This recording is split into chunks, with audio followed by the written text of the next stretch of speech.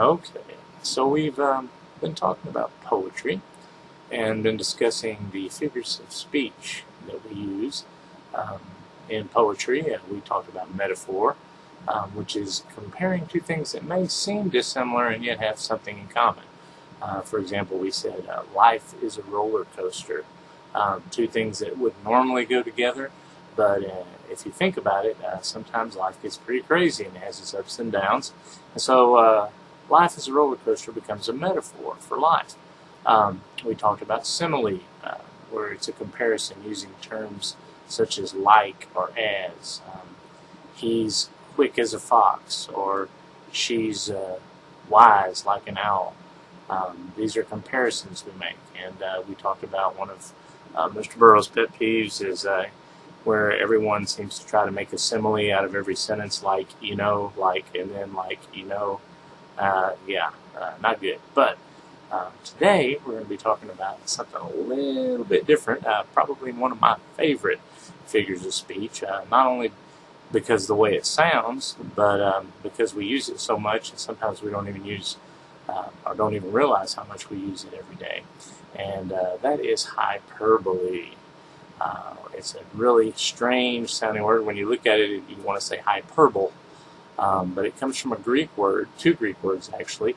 One meaning to excess, and the other means to throw out or to throw over, sort of like throwing a ball. If you've ever had someone play catch with you, and they throw the ball a little too far over your head, they overthrow the ball, that's kind of the idea, except this is dealing with rhetoric and language that we speak or that we write. And hyperbole is a figure of speech. Is kind of the opposite of what we call an understatement. For example, if I was to share a piece of fruit with one of you in the class here today, and all of a sudden you begin to cough and spit it out, and and get really sick, and then I kind of look over at another one of you and say, I don't think he likes it. Well, that's kind of an understatement. But hyperbole is the exact opposite. Hyperbole is an overstatement. It's an exaggerated statement. It's taking to excess. And the reason why writers and speakers sometimes do this is to convey either a point they're trying to make as a point of emphasis, or to create a humorous or comedic or really profound effect on the person they're communicating with. And whether you realize it or not, we use these all the time. Matter of fact, just the other day I was in a classroom, fourth grade classroom, and one of the girls was a little warm in the class. I guess the temperature wasn't cool enough for her. And she goes, could we get some air in here? This place is a furnace. Now, it wasn't literally a furnace. Had it literally been a furnace, we'd all be dead. But she was expressing something. She was trying to exaggerate her point in order to get an effect across, to emphasize her point, which was that she was hot and uncomfortable and wanted somebody to turn the air down a little lower. We use them all over the place. Hyperbole is used in our daily conversations. I've never been in a car with a bunch of young people yet where they didn't get tired and say, this trip's taken forever, which, if literally true, would mean that they wouldn't know when it began and they would never see it end. But we do this. We communicate this, and not just in what we say, but in what we write. And so what I thought today we would do is we would examine a poem that's from one of my favorite poets, and is one of my favorite poems, and it's called The Dirtiest Man in the World by Shel Silverstein. And Shel Silverstein wrote many poems that are strange. Some of my favorites I can't even share in school here because some people would find them a little bit gross or different. But if you're into strange and bizarre poets, Shel Silverstein's definitely your man. Now, what I'd like to do today is everyone get their journals and open them to the next page in our portion of notes. And under hyperbole, I'm going to have us do our usual thing, which is that we're going to take each line of the poem and then we're going to examine it for the case in point, or for what we're studying today. For example, today we're studying hyperbole, so you'll be writing a line of the poem and then giving your views on whether this line expresses hyperbole or not. As we're going along, you may notice that the poet might use metaphor or simile or personification. giving human-like qualities to an inanimate object or an animal or something like that. If you notice that, then that's something you want to comment on. This is our examination of the poem. And today, just to get us started, I'm just going to read off the first stanza and see if you can guess if there's any hyperbole in just the first little stanza of the poem. The Dirtiest Man in the World by Shel Silverstein. Oh, I'm Dirty Dan, the world's dirtiest man. I never have taken a shower. I can't see my shirt, it's so covered with dirt, and my ears have enough to grow flowers. Now we're going to continue the rest of the poem in our group time, but what I wanted you to do is let's just look at the first 4 lines of this poem and see whether we see anything that resembles a hyperbole. Now first off, he makes a claim. He introduces himself and says, oh, I'm Dirty Dan, the world's dirtiest man. Now this may be an extravagant claim. This may be an excessive claim, or it may very well be true. As a matter of fact, just in the news recently, I read about a man from south of Iran.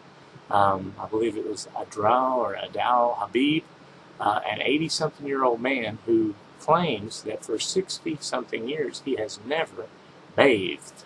And he considers himself, or is considered to be, one of the dirtiest men in the world.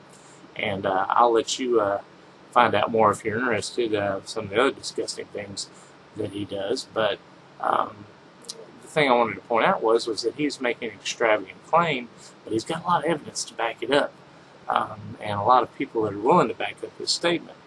And so when the author says in the second line here, he says, I have never taken a shower, we have to be careful not to say he may be exaggerating. He may be.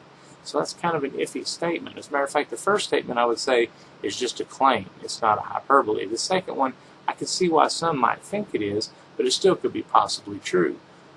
Never taking a shower. As a matter of fact, I had a great uncle who would always jokingly, tongue-in-cheek, say he had never taken a shower in his entire life, which actually was true, since when he was a boy, he was raised on a farm and they didn't have tubs and things like that, so he often bathed in the local creek.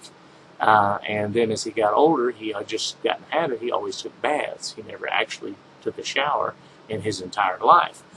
So when we're making claims, we have to verify the evidence of the claim or weigh it out and see if what he's saying is really true.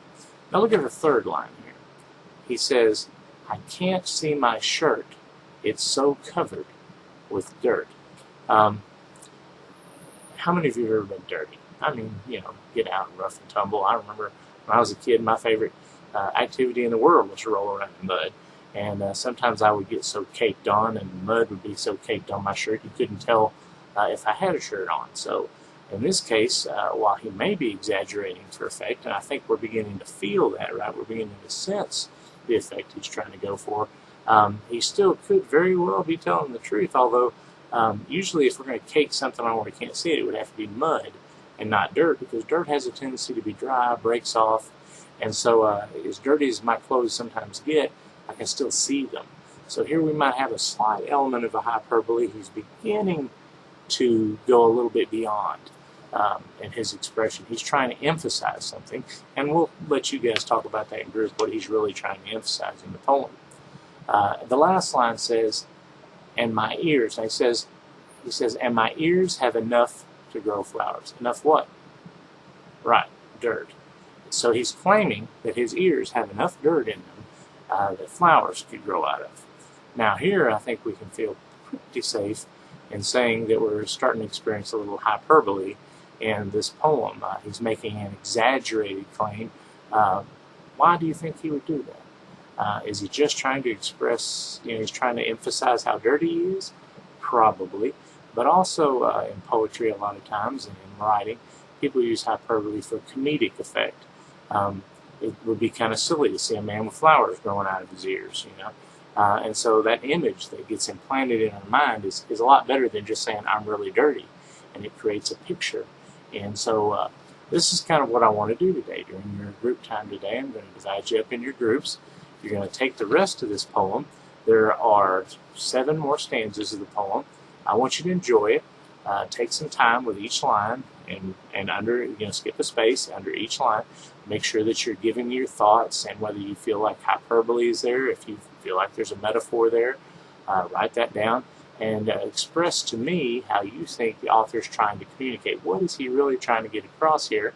And then at the end, we're going to have a summary time where you each will individually write your summaries. And then I'd like to try you to try your own hand at hyperbole. See if you can come up with a few. I've been straining my brain for a few today, and it really isn't that hard. And as a matter of fact, one that comes to mind is one my father always used to share with me, and I always thought was kind of funny. The first time he said it, it kind of caught me off guard. I went to go ask him if he could help me with something, and I asked him if he was busy, and he said, "Son, I'm busier than a one-legged man in a butt-kicking contest." And so he was expressing an exaggerated effect. I don't think anybody can be quite that busy because it isn't possible. One last word about hyperbole before I break off is a tendency that we all have nowadays to use the term literally when we say a hyperbole. I've noticed this happens a lot. Matter of fact, just the other day, a friend of mine said, "I have literally been at this for 1,000,000 years." Well, no, he hasn't. Literally means exactly and truthfully. And hyperbole is seldom literal. As a matter of fact, it's never literal. That's the whole point of hyperbole. So when you're writing something, be sure not to add, although that's a common tendency. When you're writing yours out, please don't tell me you literally died of starvation, because you literally didn't, or you wouldn't have written that down. So I hope you all enjoy. Let's break off on our groups and see how you do. Have fun.